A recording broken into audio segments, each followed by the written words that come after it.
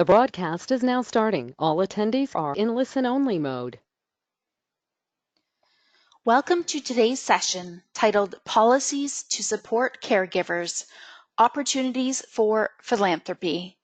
Before we get started, I would like to go over a few items so you know how to participate in today's event. When you joined today's webinar, you selected to join either by phone call or computer audio. If for any reason you would like to change your selection, you can do so by accessing your audio pane in your control panel.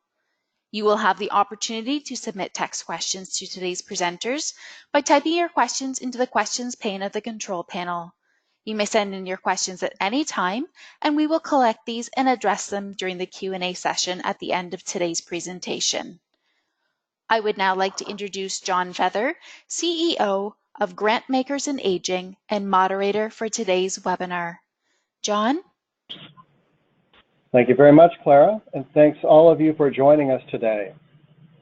We want to thank in a special way the Archstone Foundation for their support of today's webinar, and thank you to Grantmakers in Health for their partnership on this work. We also want to thank the John A. Hartford Foundation for their ongoing support of this entire webinar series, which allows us to bring this material free of charge to our audience. Supporting over 40 million family caregivers in the United States requires effective and innovative policies at the local, state, and national levels. Today, we are joined by three experts to discuss the current state of family caregiving policy, efforts to create new and innovative policies across the country, and opportunities for collaborative policy partnerships and strategies available to grantmakers to better support caregivers.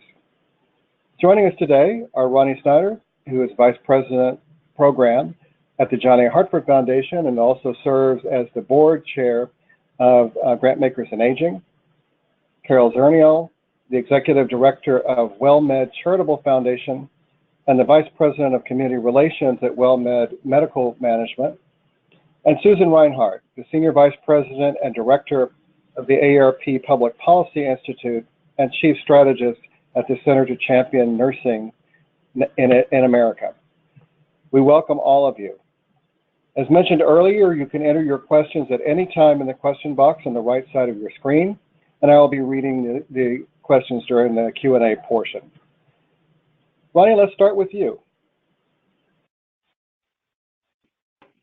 Thanks, John. I hope you can hear me. Yes, indeed. So John gave, fantastic. John gave me a lovely introduction. I am Ronnie Snyder. I'm very fortunate to be the Vice President for Program at the John A. Hartford Foundation, and I'm really pleased to be speaking with you today with a great large crowd joining us for this webinar. Next slide, please.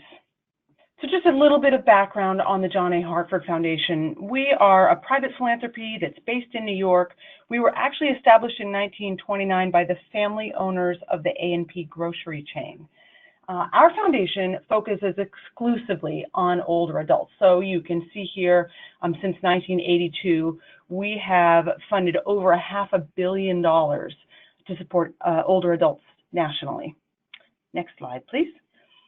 And just sort of a quick overview of our mission and priorities. We are dedicated to improving the care of older adults. That is what we think about, sort of what we eat, sleep, and breathe every day, professionally speaking, at the John A. Hartford Foundation.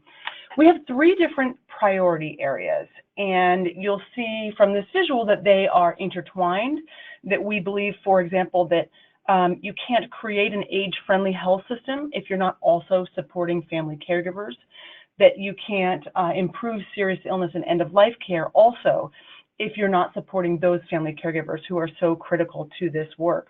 And just to state the obvious, family caregiving is one of our three areas. So we're really interested in many of the issues, most especially how to support those individuals, and policy is a big piece of that. Next slide, please. So just a quick overview of, why is family caregiving important? And what I really want to stress here is that there are both positives and negatives. So some of the numbers we have from 2015, there were almost 40 million Americans who were caring for an adult who in their homes and communities. And that's a statistic that comes from the National Alliance for Caregiving and AARP. And estimates show that between 40 and 70% of caregivers, for example, have clinically significant symptoms of depression. These are some of the things that are really difficult about caregiving.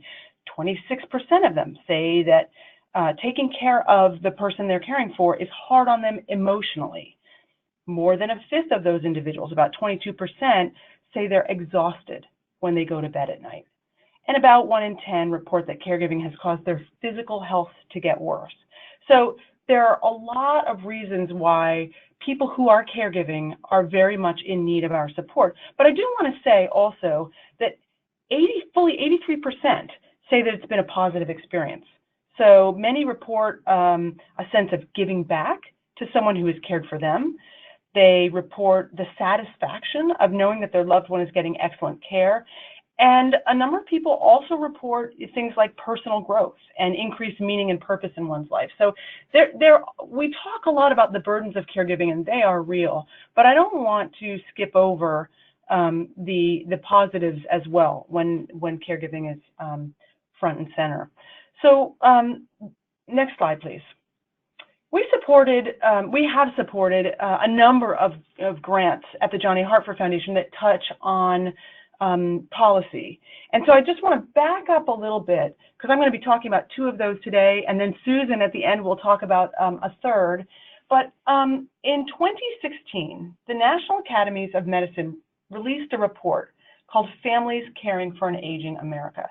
That report had both findings and recommendations that were really important to this field and important to our foundation, because we want to follow the recommendations in that report in our funding on this topic area, to give life to the recommendations and to make sure that we're following in line with what experts have recommended, those who have really the expertise and background, but also spent the time pulling together this information and taking a full view of what's existing. That report, when it came out, sparked this nationwide conversation. These are all headlines from a whole variety of press pieces that came out after that report and that are part of what we're thinking about as we move forward. Next slide, please. So I mentioned that we think about caregiving on a number of levels. These are just some of the organizations that have responded to the Families Caring for an Aging America report and that are working on this issue. There is a whole host of organizations, including funders that are not on this slide, who are important in this area. And so if you'll go to the next slide, I'll do just a really quick touch on what we at the John A. Hartford Foundation pulled together around the time that this report came out. And that is a Family Caregiving Funders Collaborative. So just a set of connections between funders, philanthropies, who are interested in this area.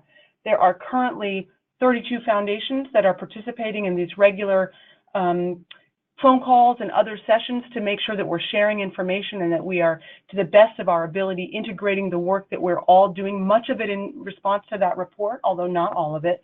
And you can see here that federal and state policy is one of the interest areas that we think a lot about. The pie chart represents the percentage of foundations that are national, regional, state, and community. Next slide, please. And now I'm going to dive into a couple of the projects that we at the John A. Hartford Foundation have funded and that we are thinking about. And the first of those is the RAISE Family Caregivers Act, which is Recognize, Assist, Include, Support, and Engage. So the RAISE Family Caregivers Act became a law in January of 2018, and it directs the Secretary of Health and Human Services to develop a national family caregiving strategy. So the strategy has a set of priorities that I'll share with you now. There's about 5 bullets.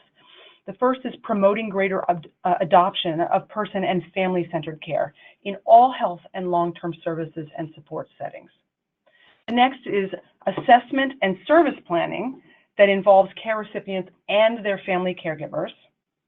Next is information, education, training supports, referral, and care coordination. Again, all of this in support of family caregivers.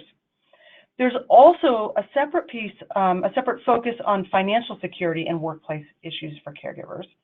And then finally, a great interest broadly and nationally, improving respite care options. So the act itself directs the Secretary of Health and Human Services to appoint an advisory council to make recommendations on the new strategy. And you'll hear from our next speaker about that council. I want to point out that the slide says there's a 30-member advisory council. It's really 15 voting members that include, very specifically and intentionally, family caregivers, older adults and people with disabilities, veterans, providers of health care, employers, and then state and local officials. And then the other 15 are non-voting representatives who are from the various federal departments and agencies who play a role in these issues. So next slide, please. At the John A. Hartford Foundation, we have funded with NASHP, the National Academy for State Health Policy, a RAISE Act Resource and Dissemination Center. So the goal of this center is to promote and improve support for family caregivers at the federal, state, and community levels.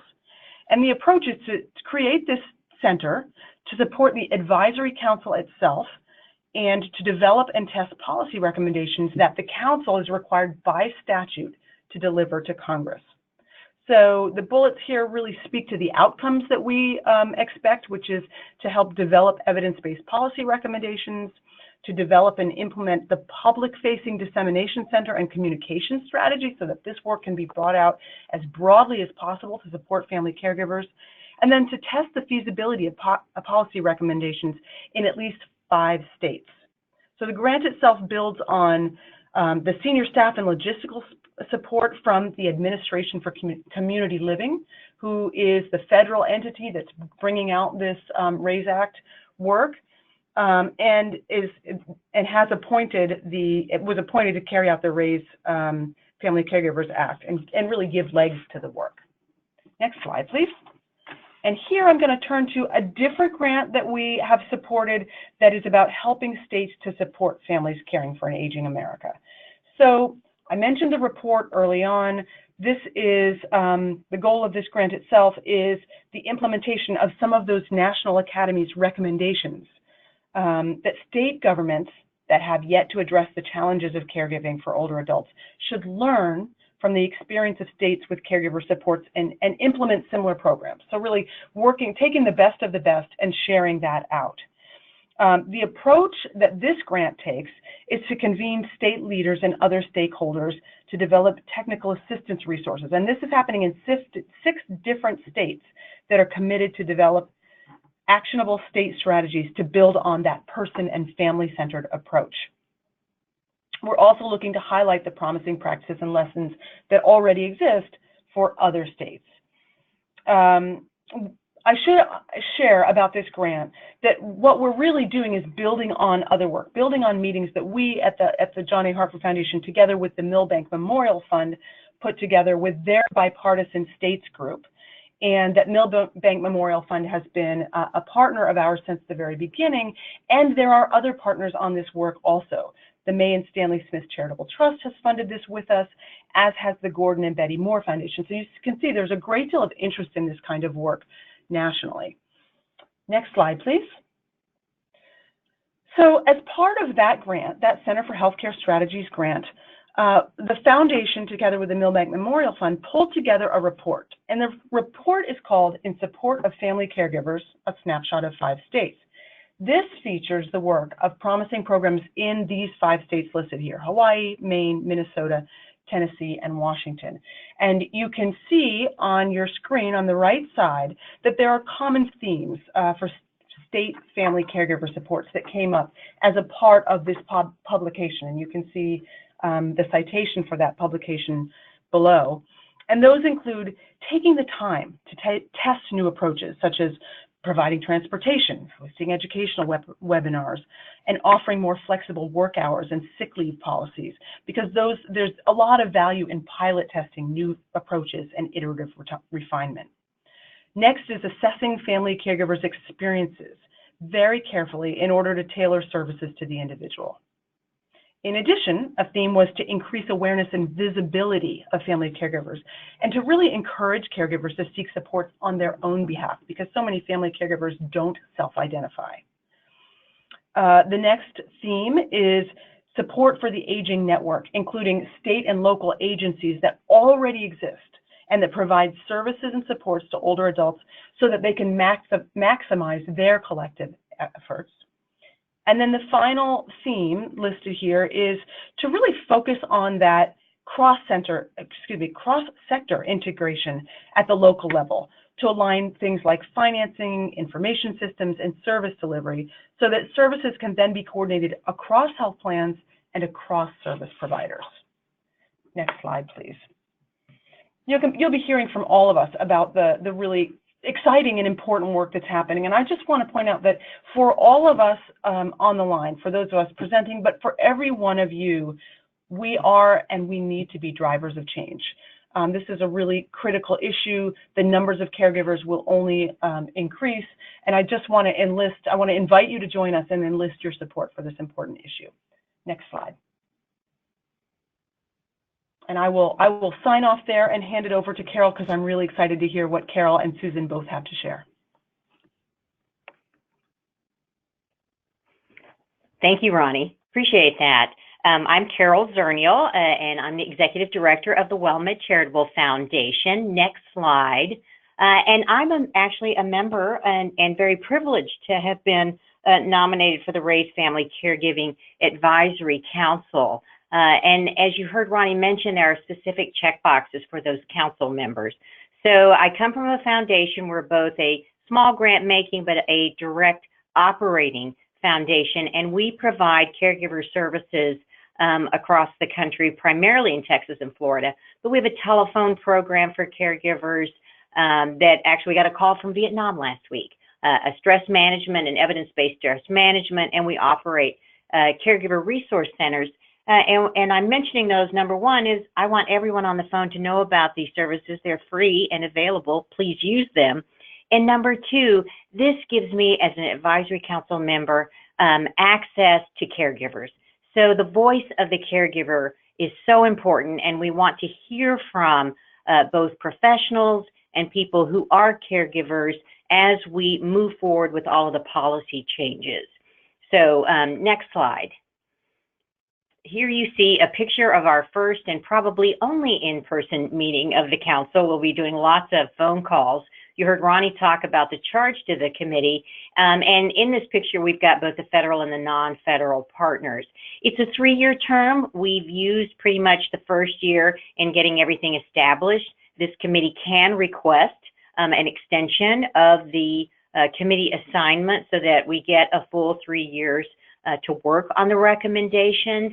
And what's important here is that the Administration on Community Living at acl.gov/raise, that's a website with all the information on the Raise Family Caregiving Advisory Council. It lists all the members of the council, either both the federal partners, the agencies, and the non-federal partners, those of us who are voting members, and all of us are taking input on this initiative, and we welcome suggestions, concerns, any information that you wish to share. And I have been pleasantly surprised at people who have already contacted me.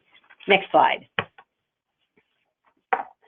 So why now? I think that caregiving has finally come into its own. We've known for years about the age wave, silver tsunami, whatever you want to call it. And we've known that the rising number of people with Alzheimer's. But what this is created is this perfect storm of too many people needing assistance and too few caregivers. So this is a numbers game. We are going to have an overloaded healthcare system and an overloaded social services system if we don't devise better, more efficient, more productive ways to support family caregivers and to share the burden of caregiving and share the resources across the spectrum. Next slide. So out of the first committee meeting, all of us, I think what was interesting is I think everybody on the committee had both either a professional interest, but everybody had a personal story. There wasn't anybody on the federal agency side or anybody in the room that couldn't point to a caregiving experience that had touched their lives. And so as we went around the table, you know, what members were saying and what we were hearing from people who were reaching out to us was be bold. You know, don't be afraid to envision something new, a new direction. be inclusive.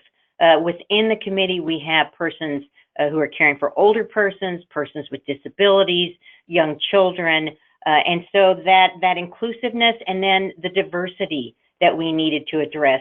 Being culturally competent, not just translating our materials into another language, but doing a cultural adaptation where it's different pictures, it's different stories, it's a different philosophy that comes with that culture.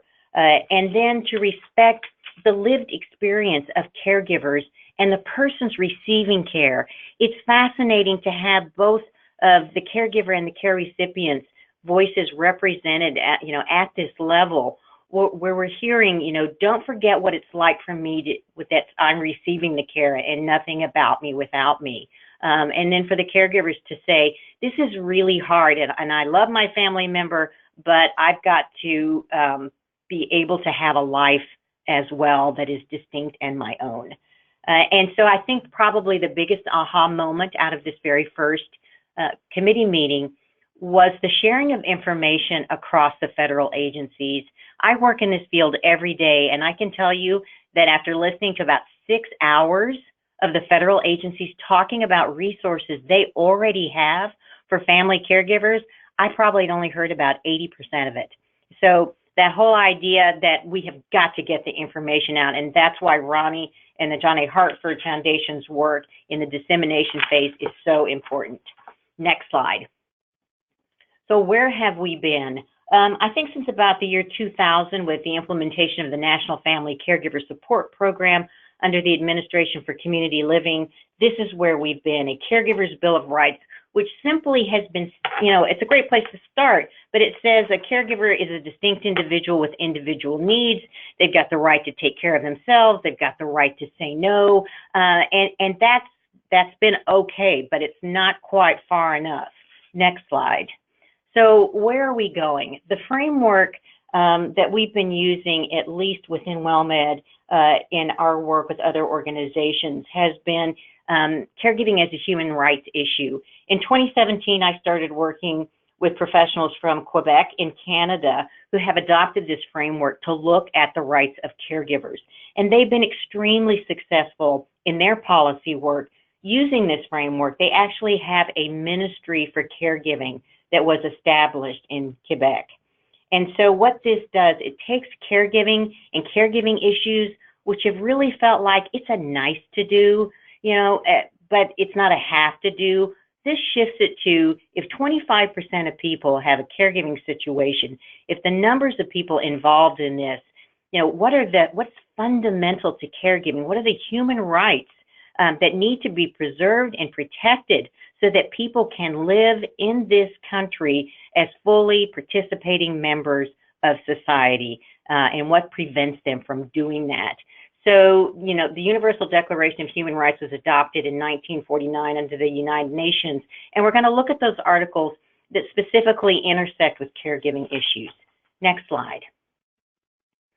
Here you see Article 22 under employment that says everybody has the right to work, to free choice of employment, just and favorable conditions of work, and protection against unemployment. And you see the stats on how many caregivers have had to quit, to pass up on promotions, to retire early. My own sister had to give up her job to take care of our mother who had Alzheimer's disease. And so employment is a huge issue for caregivers. The policy issues that we're looking at are employment practices, are ways to pay people that can't work, the stipends, tax cuts that can support them, policies on employing family members and friends as caregivers to be paid for under various programs, not just Medicaid. And so as we look at this, my curiosity question, more and more men are becoming caregivers. That number is as high as 40% of caregivers are all men, and it used to be mostly women. So how is that going to impact the perception of caregiving issues? What's the opportunity? And the image I have in my head is the sports bar in every single restaurant in this country now. It's huge number of TV screens. And what if the ad, instead of a beer commercial that came up, was about a caregiving issue?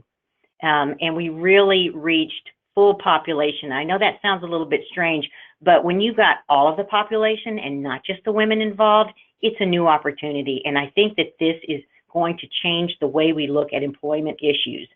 The telehealth piece, where people are going to be able to have their doctor's appointments with a physician over a video screen, over the phone, is going to mean less people have to leave work.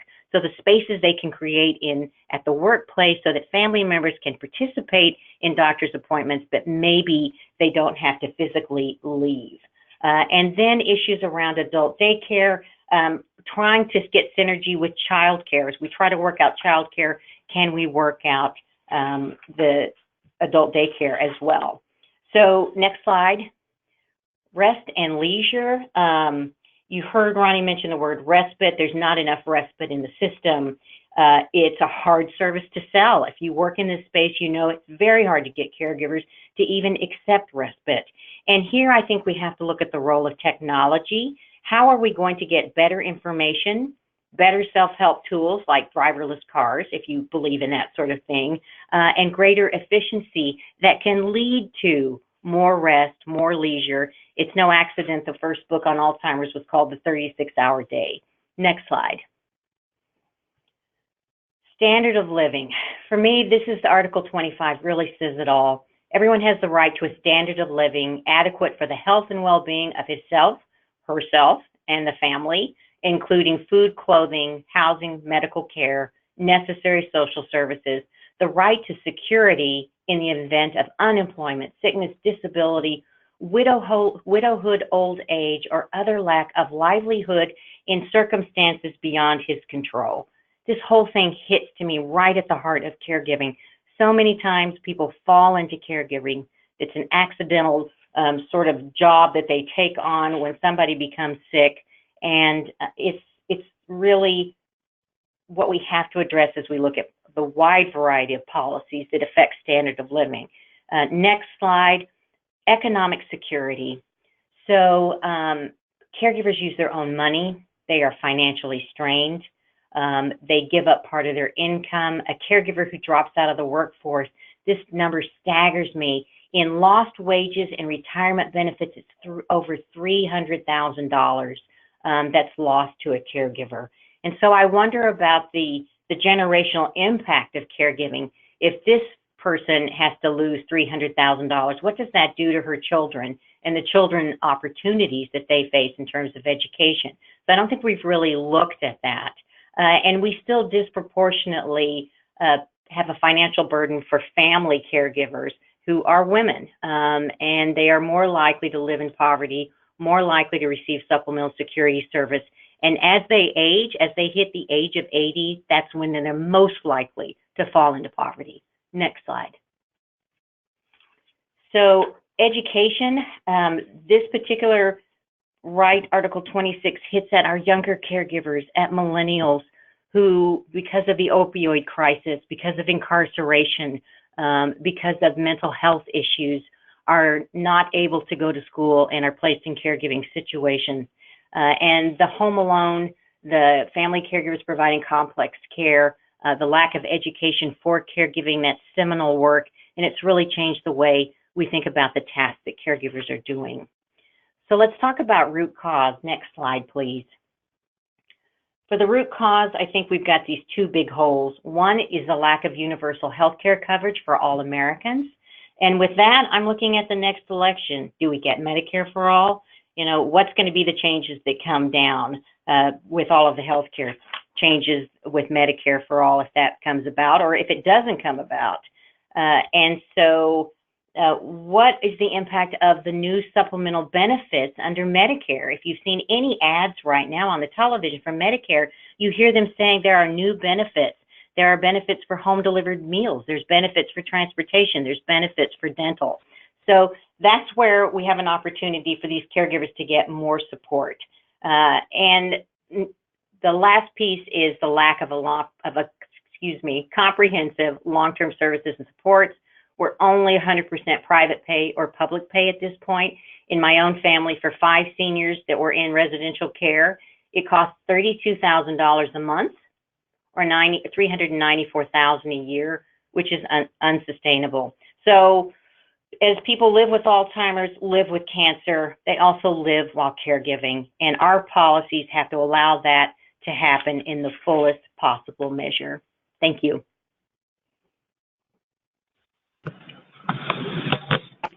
I'll turn it over to Susan Reinhard. Hi. Thank you, Carol, and thank you, Ronnie. I'm so glad to be on this call. I have such respect for philanthropists who have been so supportive over the years of many priorities across the country, and your focus on older adults and family caregivers is just so important. So thank you. I come at this topic as a nurse, so practice. I've been a policymaker and a researcher, and what I'd like to share with you is some work that actually bridges all of that, which has been funded by largely the John A. Hartford Foundation, so thank you, but others as well, so I want to thank them. And I want to go to the next slide, which is just starting with the research in this case. This is, thank you, Carol, for talking about the seminal work, the Home Alone report that was funded by the John A. Hartford Foundation, released in 2012. It was the first time this had been done, looking at I call it the job description of family caregivers. You know, we know that they do bathing and dressing and cooking and lots of different things, but there's this big area that hadn't been really explored enough, and that's what we call complex care, medical nursing tasks, and I'll say more about that. But I also want to point out we just updated that research and actually went deeper, releasing just in April of this year, again funded by the John A. Hartford Foundation, Home Alone Revisited. And in between that time, there really has been a movement around this complex care notion. And two parts that I want to talk about is the CARE Act that we started in 2014 and the Home Alone Alliance, which we started in 2016. So if you go to the next slide, I just can only give a pretty high level report on the Home Alone findings, but I want to go to, just to sort of wrap your head around this. You heard earlier, a lot of our research, thank you for everyone using it, there are 40 million caregivers. Half of them, so 20 million family caregivers in this country, are performing this intense and complex care, which we also call medical nursing care, but it's more than the medical nursing task. It's also many different health conditions, and 70% of them are dealing with pain. So the push towards care at home, which as a visiting nurse I think is great, but it's also going to accelerate this demand on family caregivers for lots of things, including this clinical care that they have come to have to take on. The second finding is that caregivers are very diverse in many different ways. We have been unpacking this idea that, yes, it's still true that the average family caregiver is a woman in her late 40s, but since there are 40 million caregivers, the average doesn't tell you a lot.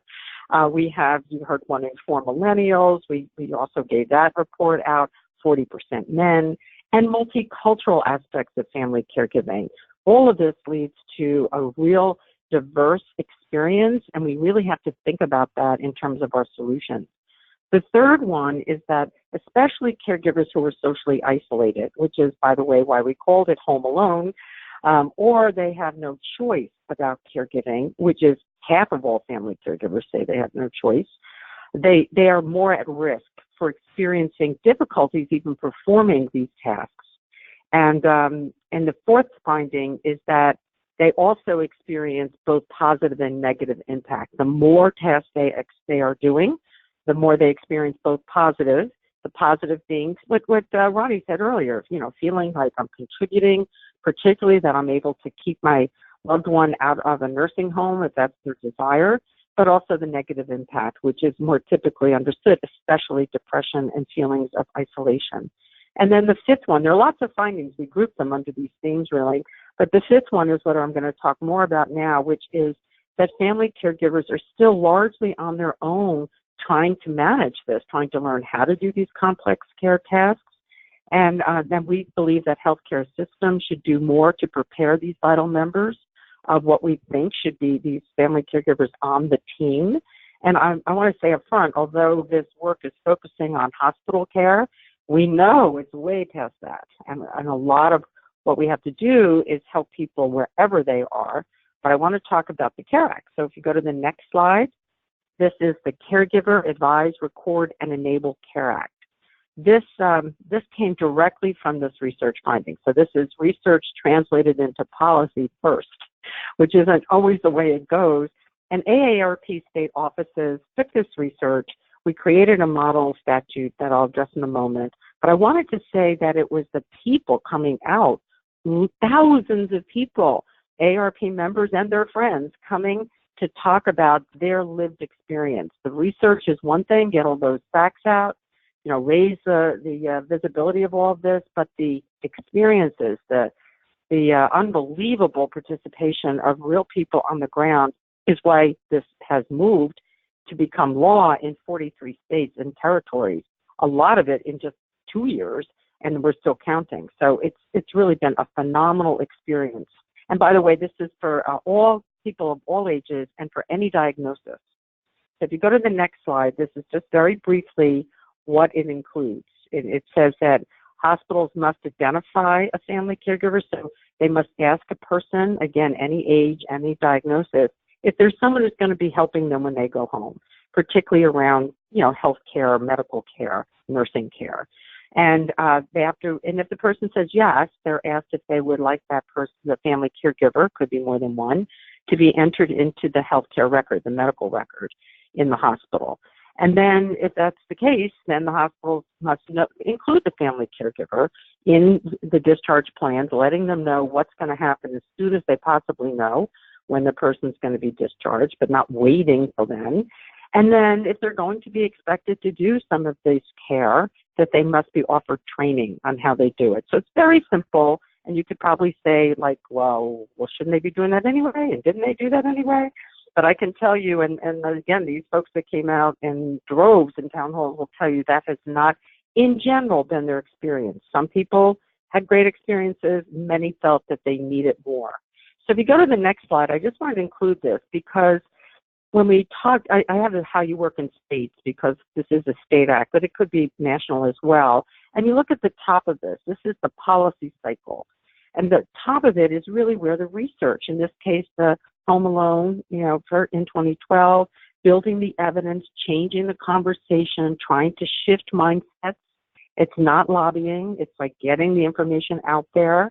Then moving to, in this case, the CARE Act, the formulation of the bill, what has to be in it based on the evidence that we brought, then moving to adoption, and that's like an enactment of the bill. And the bottom part is what I wanted to say is the implementation is where we are now. So it doesn't help to pass laws or create policies if they're not actually operationalized and implemented. And so if you go to the next slide, that's where we are now. We are looking across the country at states and health systems, what they're doing. This is not a gotcha. This is, can we come in and talk with you? So it's all voluntary. But really, it's a lot to have them pull together their nursing, pharmacy, physical therapy, information technology. We bring in family caregivers to really ask them, how is it going? How are you identifying family caregivers? How are you getting them into this electronic health record, which is a change? What kinds of training resources do you have? Those are just 3 of the topics that we really explore. It's a full day, sometimes 2-day, more often 2-day site visit.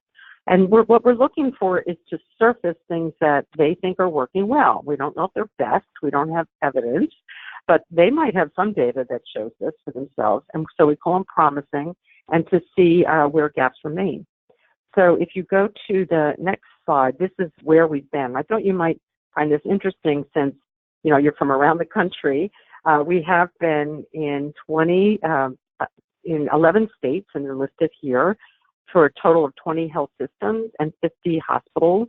We are looking at urban and rural, teaching, non-teaching, very small hospitals in rural areas to very large systems.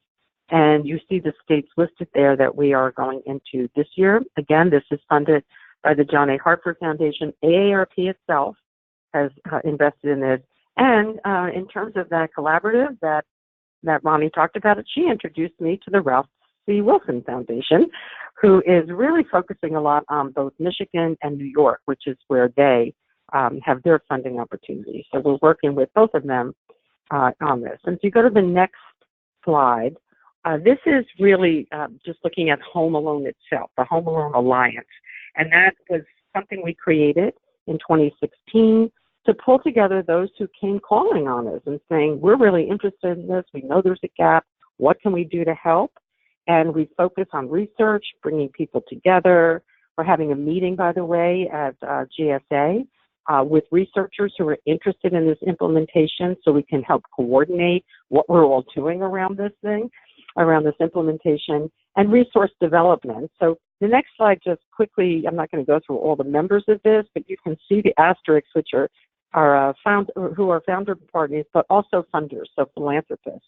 I've mentioned two of them quite a bit, but the Centene Foundation and Retirement Research Foundation are another two that have been involved in this. And this is a cross-section of universities, private sector, public sector. Pfizer is on this. So it's quite an interesting group of people or organizazations.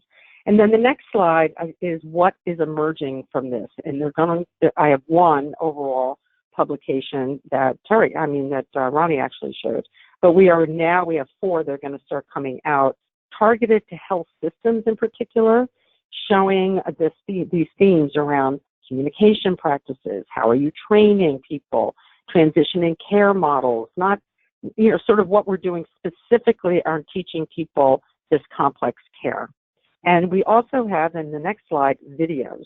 So we've created a series of videos with our partner, UC Davis College of Nursing, to really focus on the family caregiver as the primary audience, but also nursing students and other professionals on how you teach a family caregiver how to perform these tasks. You see a picture there of, this is a particular feeding, tube feeding, gastrointestinal tube feeding, and we also have done colostomy care. And if you go to the next one, I'm just being quick here, the how-to videos to date. So there's a lot of them there. They're all free. They're on our website, and we are in the field now. Actually, we're going to be doing peritoneal dialysis. This is the Retirement Research Foundation is interested in this. So very specialized equipment, more on medication. We'll be working on the 4 M's of age-friendly health systems and integrating family caregivers into that 4M focus. And each of these have resource guides. So not everybody learns by videos. We also put it in writing so that they can have this and translate it into different languages. And the American Journal of Nursing has been a partner all along. These videos are embedded in articles. This obviously is a nursing audience, but there's care out for summaries that they can give to family caregivers. Again, it's all free on the nursing website because it's been funded, and nurses can gain their continuing education units. So the last slide just shows some of our resources that I mentioned. We have a lot on our AARP caregiving resource site, and I'm happy to take any questions. Thank you. Well, thank you so much. Thank you, Susan, Carol, and Ronnie, for your great presentations. And there's a lot of information. I do want to let all of you know that all of the slides, as well as the audio, will be available to anyone who wishes to see it later. Watch for an email from us with the link, but also it'll be on our website, so you can go to that, and also recommend it to others who were not able to join us today. At this time, we'll turn to your questions, and we have a number, but remember that you can type your question in at any point during this part of the session, and I will ask our distinguished panelists and move that forward. And then towards the end of the hour, we'll come back for their final words of wisdom. So the first question, and I'll start with Ronnie on this one, but also ask our other presenters. This is a question that's specific to philanthropy. So what could a local philanthropic organization, which does not have the breadth or probably the financial resources of a John A. Hartford Foundation, what could they do that would be supportive of efforts at the local level?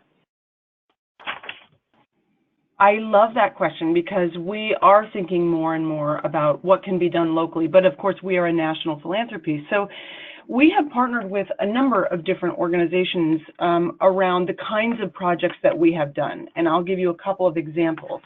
So on the Center for Healthcare Strategies state work that I mentioned earlier, there may be additional work, and some of that is likely to include new states. So foundations that are interested in working at a state level, for example, can support their own states.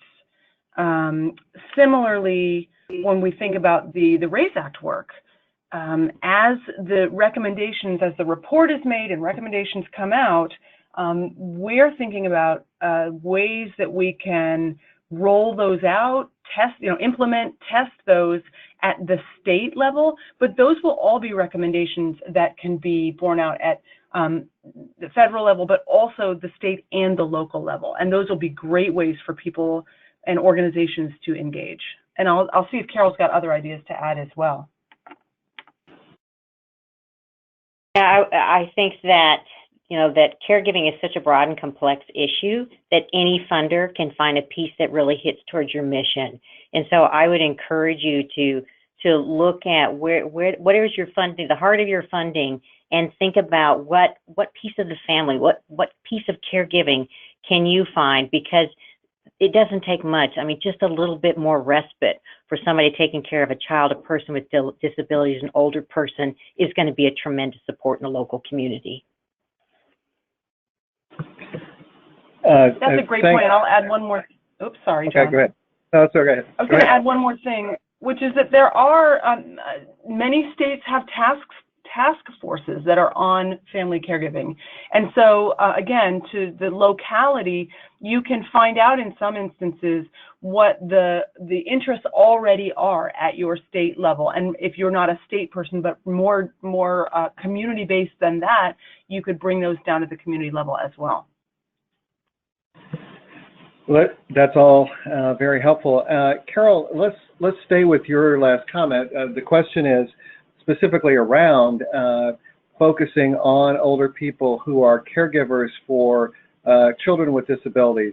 I suspect including people with children who have, or maybe adults now, who have learning disabilities or other kinds of lifelong challenges. Are you working with this population, and what do you see happening in this area? Yes, actually represented on the committee, we have those components.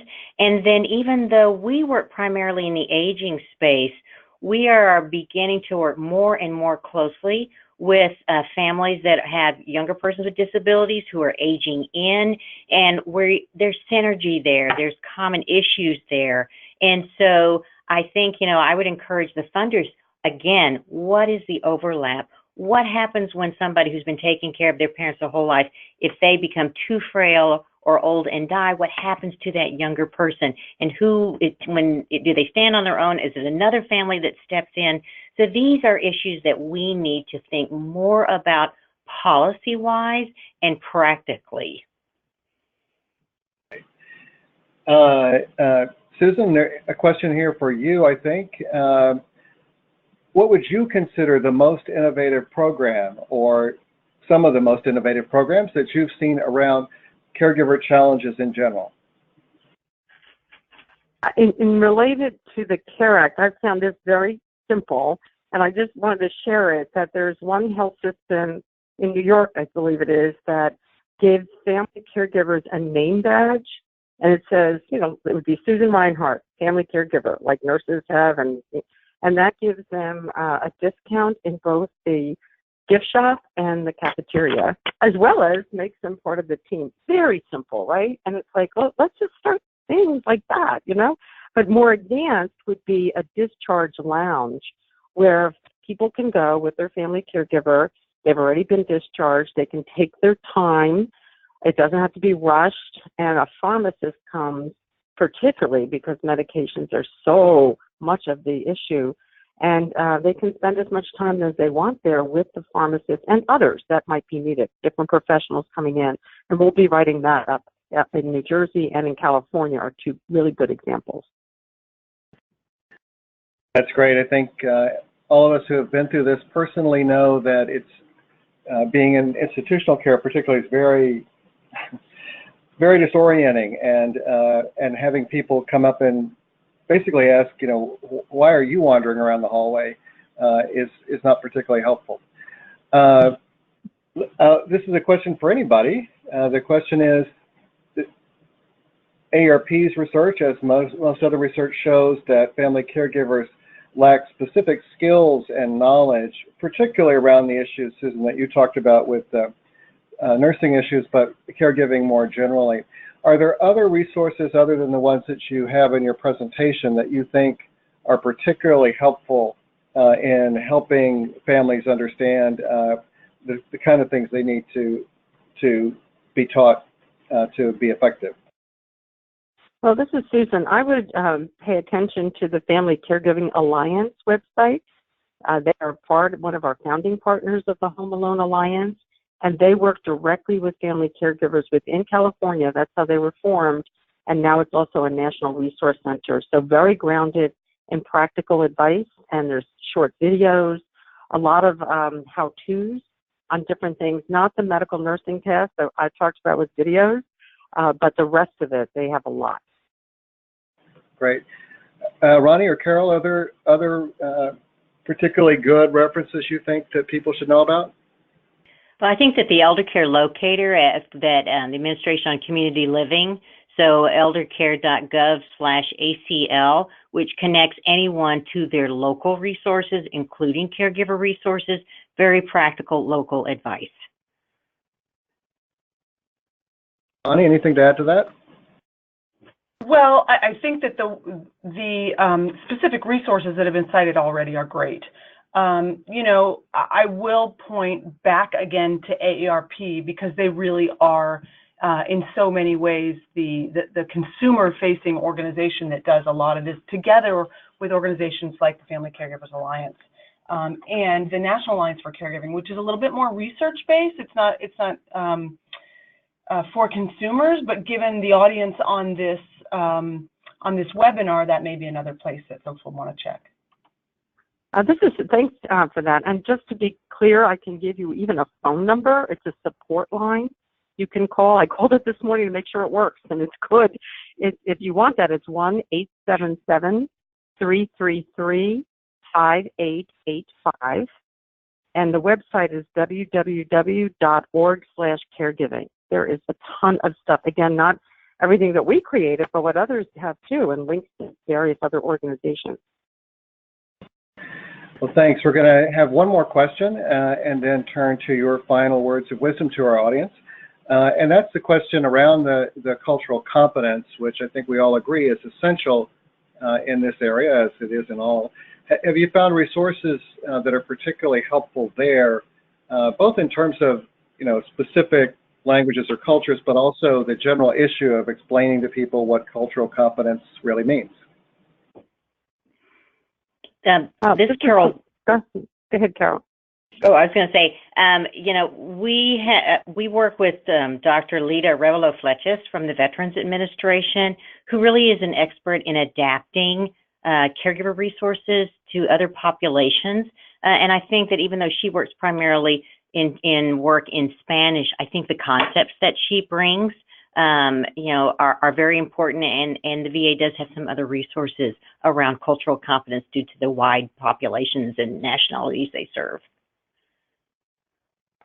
This is Susan. I'll just add that our videos, we are really trying to address multicultural audiences, and we are many are in Spanish, but we are also developing another way of having these videos created where we can have, I'll call them voiceovers, but a narrative that can be in many different languages, which is where we'll start going. So at least from a language, cultural perspective, we are moving in that direction as fast as we can. And this is Ronnie. I will add some work that I didn't talk about earlier. First of all, whoever asked that question, thank you, because this is really, really important, and we are not accessing the full range of caregivers out there who need assistance. So in 2018, our foundation made a planning grant to an organization called the Diverse Elders Coalition. So, and the grant was focused on building program and policy support for diverse family caregivers. The coalition itself is made up of a number of different member organizations. They include the National Asian Pacific Center on Aging, the National Caucus and Center for Black Aging, the Southeast Asia Resource Action Network, the National Hispanic Council, the National Indian Council on Aging, and also SAGE, which is an organization for LGBT advocacy and services. And the point of that work has been to pull together and to ultimately transform the capacity of the elder caregiving network in order to better address special needs of people who are providing care to diverse elders. So we are about to bring in a next grant, a full grant after that planning period, that really is about refining and implementing the evidence-based curriculum to train providers to conduct listening centers with caregivers and to hold some congressional and journalist briefings in order to move this issue out to diverse families, because it's so important. Thank you very much. A wonderful organization, certainly. At this point, I'll turn to you for your final words of wisdom. So, Susan, let's start with you. Well, first of all, I just think having philanthropists really, as I said in the beginning, take this very seriously. This is such a human experience. Everyone's fond of saying you either are one or you will be one or you'll have one. That's true. But when the AARP state offices go to their legislators, they find connections because my mother this, my father that, right? So, but trying to find those solutions and scale them even at a very local level is so vitally important. So I thank you for your work. Thank you. Carol? Thank you for this opportunity to speak today. As our recommendations come forward out of the committee, we are going to need both the political will to implement them as well as other partners, these public-private partnerships that can advance the work beyond just government. And I think everyone realizes that. So please stay tuned, pay attention to what's coming out of the RAISE committee, and we hope that you will join us as we work to implement these recommendations. Ronnie, final word for you. Thanks so much.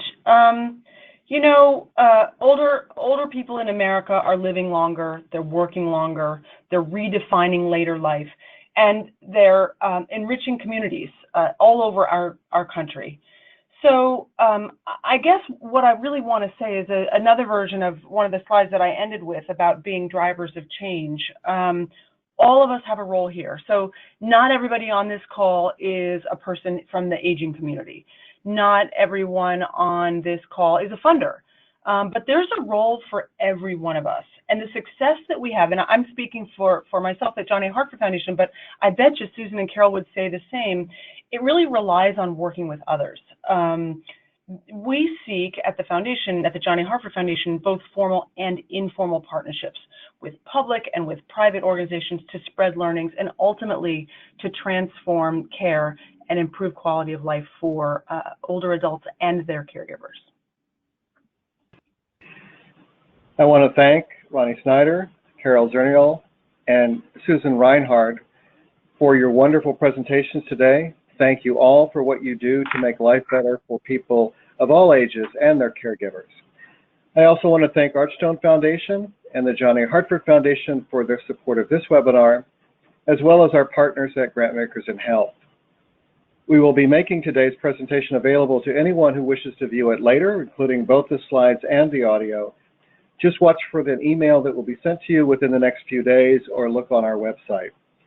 And finally, I want to thank all of you for participating in today's webinar. Have a great day.